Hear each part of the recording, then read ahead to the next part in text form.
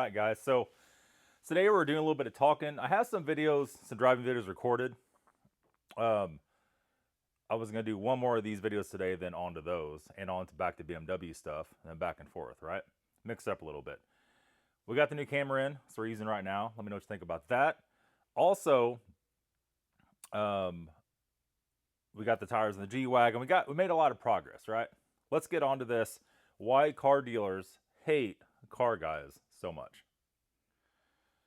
Okay, so when you go to a car dealer and you're a car guy, either whether you're buying a car, whether you're in the service department for getting updates, whether you're getting recalls done, that's about the only two things a car guy goes to a dealership for, is that or a front end alignment. That's about it. Maybe your tires changed, things like that.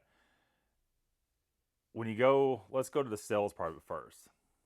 There is no worse nightmare for a salesman than a car guy coming in there to buy something or look at something, and you know the guy coming in to buy the car knows a lot more about you as a salesperson, about the car, than anything else.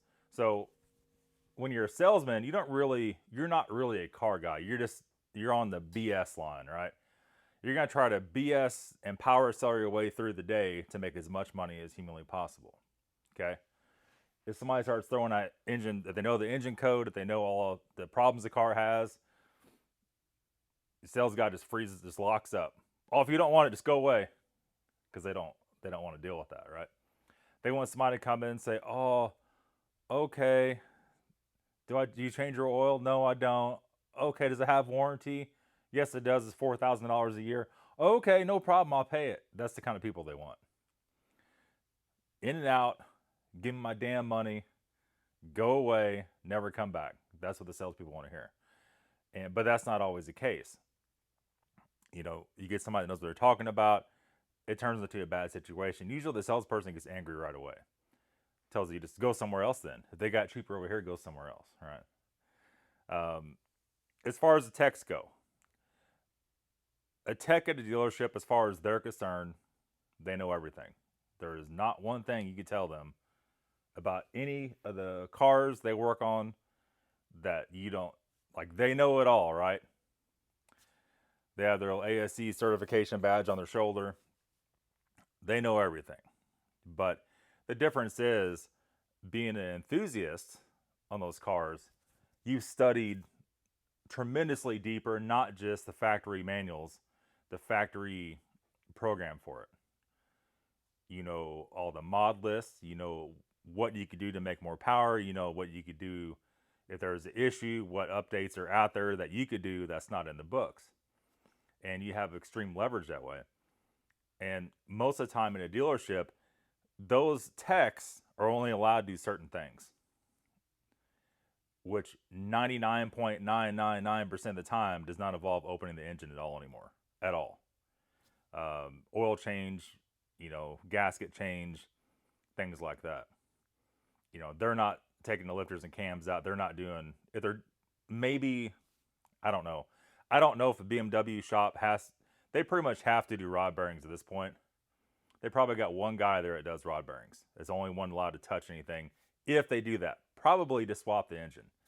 And there's that. So if you take your car in there and you have a problem, and it's under warranty, it's under recall, or let's say if you're just gonna be out of town, you don't have time to fix it, you got to break down and take it somewhere to get stuff done on it, and you start asking questions. There's no faster way to piss off a tech at a dealership to start asking questions, and that's probably the biggest understatement I could possibly make.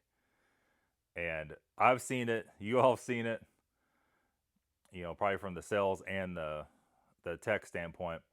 Don't get me wrong. There's some really good techs out there willing to learn.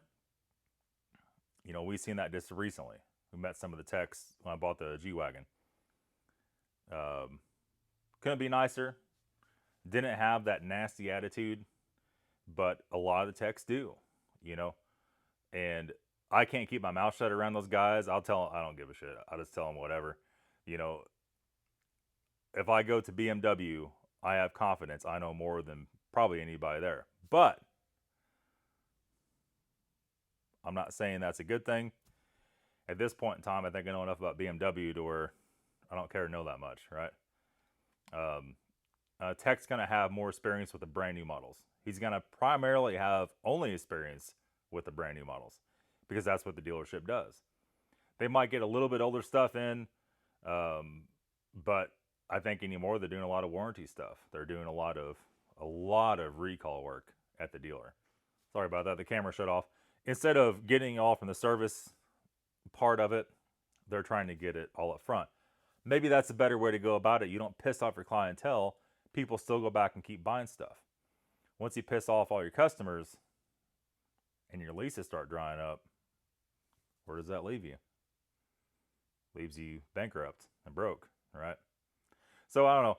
That's my experience with it. If you're a car guy, you go to the dealership, expect some kickback, no doubt. Maybe not, but probably so. It's going to be it, guys. Thanks for watching. We'll see you later. Have a good day.